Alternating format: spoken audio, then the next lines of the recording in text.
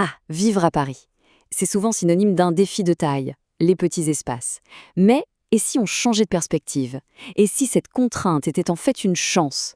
Pour un architecte, c'est une toile blanche, une véritable invitation à la créativité. Allez, on va voir ensemble comment on peut complètement métamorphoser un petit appartement. Et cette question, elle est vraiment au cœur de tout. Parce que l'idée, ce n'est pas de subir sa petite surface, pas du tout. C'est de la révéler, de faire sortir son plein potentiel. Le but du jeu, c'est quoi au fond? C'est que chaque centimètre carré soit pensé pour être intelligent, hyper fonctionnel et surtout qu'il nous ressemble. Alors, pour y arriver, on va suivre un parcours assez simple. On va commencer par voir en quoi ces petits espaces sont une vraie opportunité. Ensuite, on parlera du pouvoir de la verticalité. Puis, on verra l'art de structurer sans pour autant tout fermer. On enchaînera avec les illusions d'optique pour donner une impression de volume. Et bien sûr, on finira avec le nerf de la guerre, le budget, pour passer de l'idée à la réalité. Voilà, on y est, ce fameux changement de perspective. Il faut bien comprendre qu'aménager un petit appartement, ça va bien au-delà de la simple déco. Non, c'est une vraie démarche de design où chaque décision, chaque choix est purement stratégique. Et c'est ça la philosophie centrale.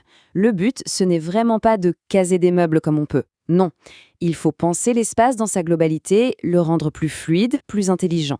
Et c'est exactement là, à ce moment précis, que la contrainte devient une source d'ingéniosité. C'est fascinant, non?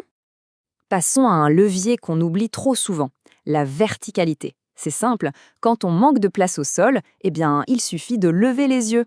La solution est souvent là, juste au-dessus de nos têtes. Il faut juste basculer son cerveau et penser en 3D, pas seulement en plan.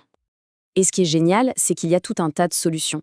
Ça peut être tout simple, des étagères qui grimpent jusqu'au plafond, un lit mezzanine qui libère un espace de vie incroyable juste en dessous. Le vrai tournant, c'est quand on a plus de 2,50 m de hauteur sous plafond. Là, on peut carrément envisager une vraie mezzanine pour un bureau, un coin lecture. Et puis, il y a le sur-mesure, l'arme secrète pour aller chercher ces petits recoins, ces angles compensés inutilisables. Bon, maintenant, un autre défi, et pas des moindres. Comment on fait pour créer des zones bien distinctes, genre un coin pour dormir, un espace pour travailler, mais sans construire des murs qui vont tout assombrir et donner l'impression qu'on vit dans une boîte? Le dilemme est assez clair en fait. D'un côté, la cloison pleine. Ok, ça isole, mais ça bloque toute la lumière et ça écrase littéralement l'espace. Et de l'autre côté, on a des solutions bien plus légères qui vont délimiter avec subtilité tout en laissant passer la lumière et le regard. Franchement, le choix est vite fait. Mais il est absolument crucial. Alors concrètement, qu'est-ce qu'on peut faire? Eh bien, les options sont non seulement multiples, mais en plus elles sont souvent très élégantes. On a la fameuse verrière d'intérieur, un grand classique qui délimite sans rien cacher. On peut penser à un claustrat en bois qui joue avec la lumière et la vue. Une bibliothèque ouverte, c'est malin. Ça sépare et ça offre du rangement. Et parfois, un simple rideau en lin suffit pour une flexibilité totale. Allez, on passe à la partie un peu magique, l'illusion d'optique. Puisqu'on ne peut pas pousser les murs, c'est une évidence, eh bien, on va tromper l'œil. On va faire en sorte que l'espace paraisse plus grand, plus aéré, plus lumineux qu'il ne l'est en réalité. Le premier outil pour ça, c'est ce qu'on appelle la continuité chromatique. Bon, le mot a l'air un peu technique, mais l'idée est toute simple. Il s'agit d'utiliser une même palette de couleurs claires, du sol jusqu'au plafond, pour effacer les lignes de rupture. Résultat, l'œil glisse, il n'y a plus d'obstacles, les transitions sont super fluides et on a cette impression que les murs reculent. Pour mettre ça en place, c'est une recette en 3 étapes, très simple. D'abord, les couleurs, on mise tout sur des tons clairs et neutres, du blanc, du beige, du gris perle, qui vont littéralement faire rebondir la lumière. Deuxième étape, les miroirs. Un grand miroir placé juste en face d'une fenêtre, c'est magique, ça agit comme une deuxième fenêtre, ça démultiplie la lumière. Et enfin, troisième point, les ouvertures. On oublie les rideaux lourds et on opte pour des voilages tout légers pour ne perdre aucun rayon de soleil.